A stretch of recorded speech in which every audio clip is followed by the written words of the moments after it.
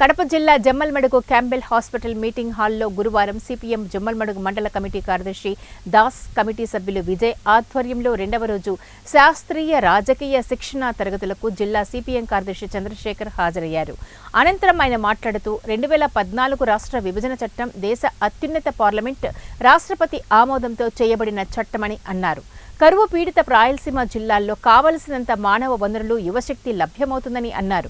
ప్రత్యక్షంగా పరోక్షంగా 1,00,000 మందికి ఉపాధి కల్పించే లక్ష్యంతో జమ్మలమడుగు పట్టణం పక్కనే కేంద్ర ప్రభుత్వ ఉక్కు కర్మాగారాల నిర్మాణ సంస్థ సెయిల్ ఆధ్వర్యంలో భారీ స్టీల్ ప్లాంట్ను ఏర్పాటు చేస్తామని చట్టంలో పొందుపరిచి రాష్ట్ర విభజన చేశారని అన్నారు.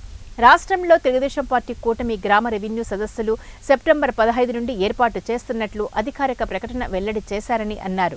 ప్రతి గ్రామ రెవెన్యూ సదస్సుకు స్థానిక అన్ని పార్టీల ప్రతినిధులను, పౌర సమాజం, ప్రజా సంఘాల ప్రతినిధులను పిలవాలని తెలిపారు.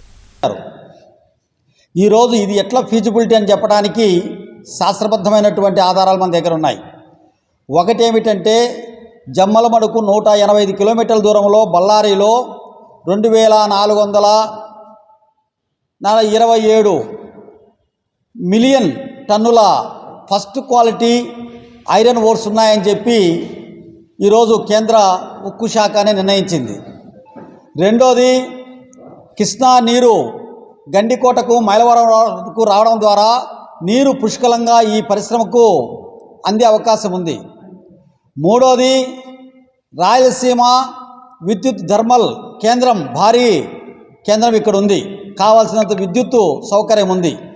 అలాగే ముద్దునూరు రైల్వే లైను బాంబే వరకు వెళ్తుంది, దేశమంతా పోవడానికి అనుకూలమైనటువంటి నేషనల్ రైల్వే లైన్. అట్లాగే కృష్ణపట్నం ఓడరే ఉంది, ఎగుమతులకు